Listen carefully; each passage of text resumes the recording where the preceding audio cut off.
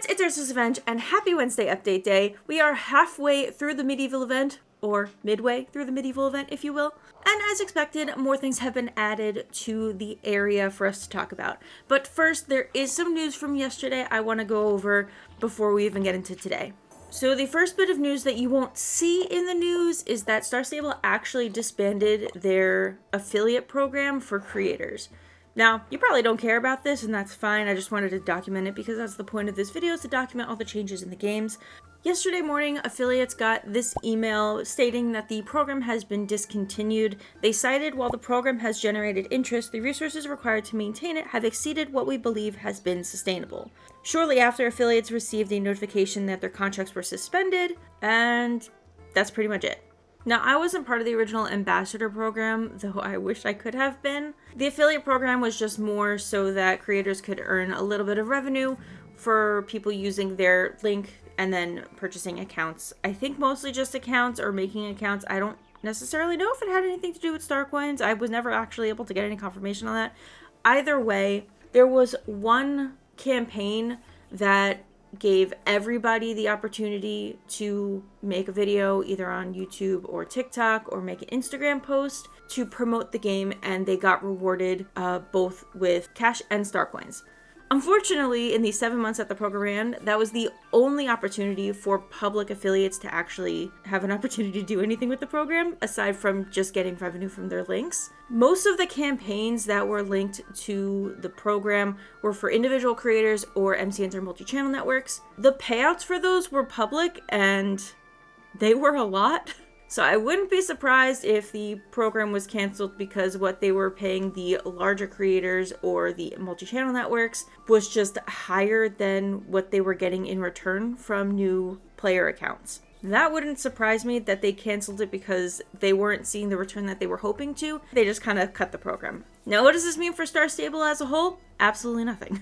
They could have just decided that the program wasn't what they wanted to do anymore, and they just decided to close it. I do hope Star Stable eventually creates another program to replace not even just that one, but the original ambassador program. Because content creation isn't my job, I don't even care about the monetary part at all. I did like getting star coins. That was nice. So to clarify, there's legitimately no news about a new program being opened in the future. I doubt that they're thinking about that right now, but if they were to open another program in the future, I personally would be okay with just getting like sneak peeks and like unique codes to like share to your subscribers so that they can get like, I don't know, like 20 star coins or like an item. It would just kind of be cool if the creators could be used as like a system to help drum up hype instead of just kind of being like, hey, here's a link, go earn money with it. I know that's probably closer to the old ambassador program, and I wasn't a part of it, so I wouldn't know, but I maybe we should go back to that one. Anyways, and for my knights who have been keeping up with their jousting, yesterday was the first opportunity to actually get knighted. So if you had completed all 7 days of jousting, making no mistakes, earning your points for every single day, you would have unlocked the ability to unlock your lance, get knighted, and have a quest with Bonnie. I did record my reaction, and I want to just say it was a reaction, so you've been warned. But here's the footage. Okay, so that should be my last pledge point. So let's see what Sancho has to say about that. Actually, Sancho doesn't have anything to say about that, but maybe the pledge board does. Ooh, okay. We've gotten all 7 points. We can now claim our Yellow Wolf's lance. I'm knighted! Okay, cool.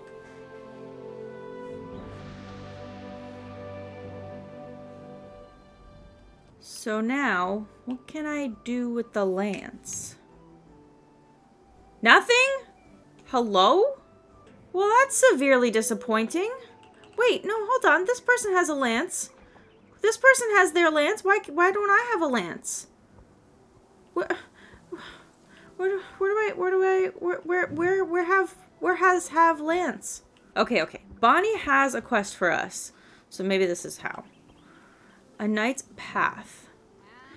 An aspirant no longer, I am proud to call you a fellow knight, even if but a fledgling one. You have proven yourself worthy to be a knight. Carry your lance out into the world with honor. Continue to prove yourself in the jousting arena. A knight cannot become complacent and needs daily training to stay in top form. Horses need the training as well. You will continue training, will you not? I will. I swear it on my lance. Yes, when I have time. I'm quite busy with other things. I swear it on my lance. That's a spirit. I would be honored to joust against you in the arena someday. Be proud, Arya. You and Knightley have worked hard together. I've been setting up props in the paddock by Jorvik stables. I hope you and your steed will find them worthy of a knight's interest. Does that mean that we've unlocked paddock props too? Go celebrate your knighthood. Enjoy yourself and take some time to relax. Remember to give Knightley a well-deserved treat. Lance? How... I'm confused. I'm so confused. This person has their lance. And I even did a quest with Bonnie and she's like, congratulations, you earned it. But I don't physically have a lance. This person's horse is very unhappy. It doesn't look like their horse has any tack. But then again, I wouldn't be able to see if they have... Well, they do have a pet. Sancho? Where's my lance? Can I just grab it here? Are you joking? That's it! Alright, I guess I can just pick up my lance whenever I want over here.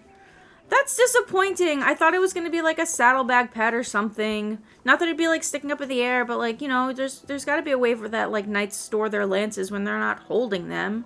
Can I leave the area with this? Just start jousting it to people. At least I can take pictures of this wherever I want. I mean, I did keep it with me when I traveled, so that's cool. Alright, let's see also if we've unlocked some paddock props like Bonnie had said. Not here. Alright, so it is nice that you can pick up a lance whenever you want to have as a prop, though I was kind of thinking it was going to be more of an item that you would be rewarded with as like a saddlebag pet or something. So that is a little disappointing. It is nice that you could still pick it up and actually hold it as far as roleplay and photos go. I don't know. It's not as cool as I wanted it to be. So now that I've had some time to deal with that shock, because truthfully I was really upset about it yesterday. I don't think it's the worst thing. Yes, would I have preferred a saddlebag pet? Of course. I would. I love getting item rewards. I just want to collect them like the little gremlin that I am. But either way, I don't think it's the worst thing. Again, it's mostly for roleplay. I would have loved to have a lance sideways on my horse. I couldn't actually find a picture of what I was talking about. I don't know. I guess at this point I'm just kind of over it. Will I still be trying to get the other lances? Duh. I like collecting things. But I don't know. It just made me feel icky, Anyways, part of that quest with Bonnie, she mentions that she sets up paddock props at Jorvik stables. And I went to look and I didn't find any and I was very confused. And that is because the paddock props have been added today. So let's go to Jorvik stables and go check it out. You know what? I'm feeling a little stormy today. Let's change up the shaders. Okay, so over by Jorvik stables in the paddock out back, there is a new board, sort of close to the original board. You'll see the brown board over there. The white one is the normal one. So there are 3 new options here. Choice A appears to be jousting, where you can joust with your friends. Now, I'm curious because I didn't pick up my lance, but I'm wondering if we'll be able to pick up our lances here. I'm not currently part of the wolves because, well, I'm working on the errants now. But I'm wondering if I was wolves, if I'd be able to pick this up. Hold, please. Okay, I am back. I am pledged once again to the yellow wolves, and I can now pick up the lance. Okay, so I will say that is nice at least. If you want to joust with your friends here and you already have a lance unlocked, so long as you are a part and you pledge to that house, you have your lance already unlocked, you'll be able to pick it up here as well. So no need to carry it all the way from the medieval arena. You can just hang on to it here.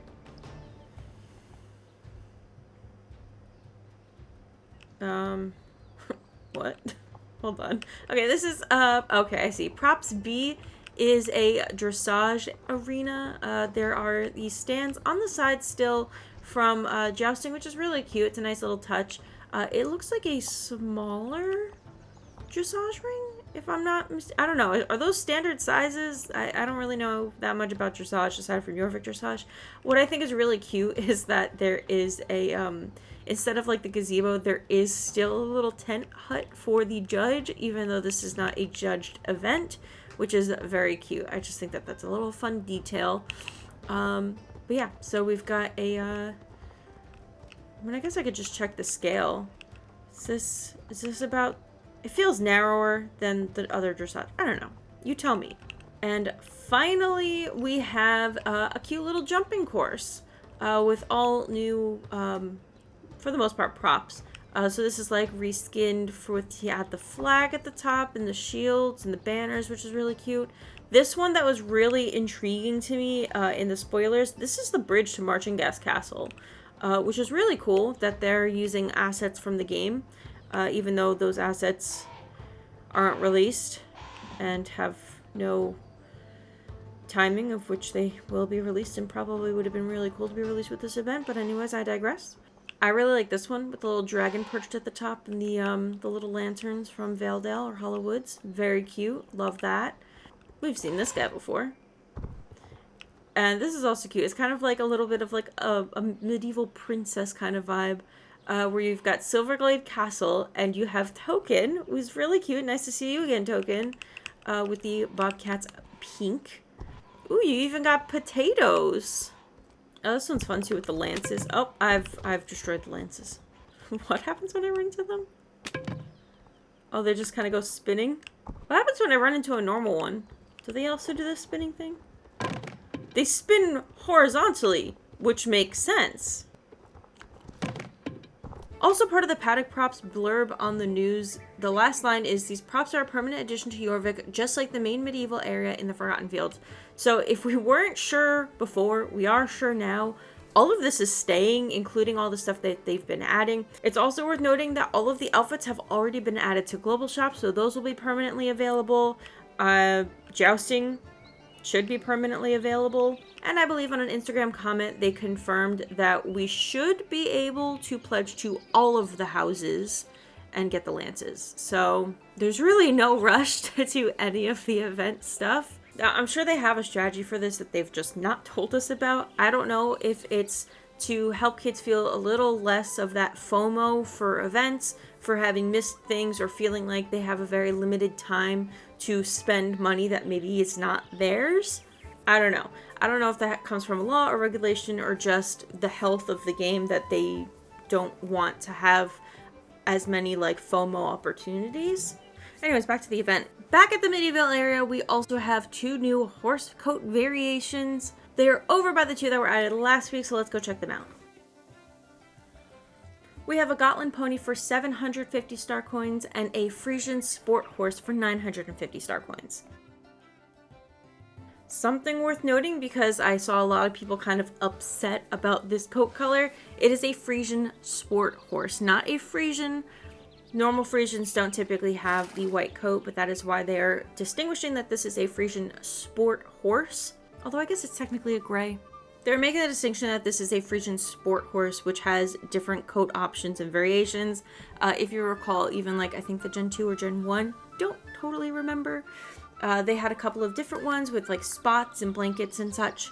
So the Frisians that we have that are just the Frisian are still book standard, but then we have some fun variations with the sport horse.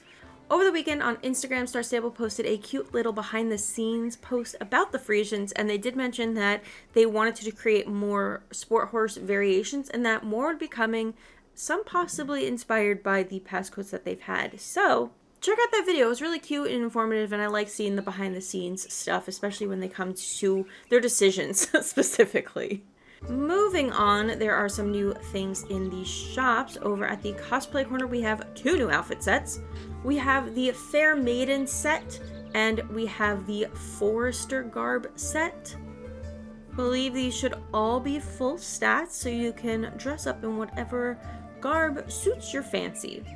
The beauty salon is also open, offering some new hairstyles for us to take a look at. We have the, I guess this doesn't actually have a name. We have this cute new hairstyle. It is middle part with like little waves in the front, pulled back and kind of like twist braided behind. Very Ren Fair, very cute. I love that the ears are also shown, so it shows off your earrings, which a lot of hairstyles don't do. I don't know if they have the color orange that I like to use. This one's a little too orange. and this one's too red. They do have blue though, which is nice. These should also be a permanent addition with the rest of the medieval event. And finally, there have been some additions to the global shop. The new Fair Maiden and Forester Garb items have been added to the global shop for clothing and for horse tack, but so have the previous birthday outfits. You do have to scroll a little bit to find them because they're not technically new. Also, I probably own them all, now that I think about it. So they are here. I do own most of them. But yeah, I do have to scroll a little bit down in order to actually find them because they came out, they were added to the game a whole year ago. So you can get the 2023 denim jacket with the birthday cake hat. You can get the Lavender Dreams outfit. There's also the purple birthday set, the rest of the items for the shoes, the hat, the gloves, the shorts. I love these shorts, I wear them all the time. There's the Warm Fall Day shirt with the pants that I don't own. The rest of the set, you have the sweater weather set, which includes the crocheted top and these really, really cute glasses. And those were it for last year, but it should have added all birthday outfits and items. So I'm scrolling down to see, yes. Was this a birthday item or... I think this was a spring event item. I don't think that was birthday. Here's another set, the Pink Star Stable retro set is here as well. So as well as the Pandorian party outfit, which is no stats, just a warning. And I'm sure if we keep scrolling, we'll find the rest of the stuff. It's just buried in here because it is in order of release and not relevance. So what does this mean for the birthday event? Probably nothing good. I don't know if they are aiming to make all of their events not time limited to, ease that FOMO, but again, I don't really know what their strategy is because they've not told us anything, so I have nothing to share on the matter. Ooh, apparently, worth noting, the birthday pets are also available, which in this case, I think it's just a balloon. So if you were looking for the 10th anniversary birthday balloon, have no fear, it's in the pet shop in Global Store. Oh wait, there's also the pink birthday balloon that I don't have. And these terrifying cats, okay. Anyways, that is it for this week's update. If you enjoyed it, make sure to leave a like, subscribe, and turn on the notification bell so you never miss another video like this. I do try to cover every Wednesday update and more. We are at the halfway point for this non-event event, and I'm going to give my honest thoughts. I mean, it is kind of mid, but I think it boils down to this. Do I hate this event? No. I think it's really pretty. I really like the vibe, the medievalness. Is it as good as the other events? Also no. When we think of a good event, we usually think of Halloween and we think of spring. Both of those have been around for a very long time. They are very established. They've been added to over the years, and now they are just massive celebrations. Spring event in general kind of mashed together a couple of different events to make one massive event. And I think that that's why we like it so much, is because there's so much to do for it. But also for the last couple of years, it's not really changed. They added, I will say, they added a bunch of stuff this year because Sabine got a couple of races, new outfits and horses and stuff. But the bottom line of it is still kind of the same. And then if you look at Halloween, it's also pretty much the same year to year. Same activities, same events. You go to Galloper's Keep, you've got your little activities that you can do from all the portals. And I don't think that that changed at all last year. I think the big thing that really changes is that we get new horses every year. So honestly, I think it really depends on what they decide to do with events. We've already seen a lot of change to the events and not a lot of change that we've been pretty happy about. So I truly do not know what the next year of events looks like, and I'm kind of scared about it.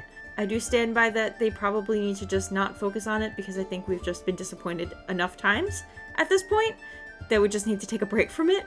I talk at length about that in another video. I don't even know if part of it is outdated at this point because it's been a couple months. We've had a couple of other events and yeesh.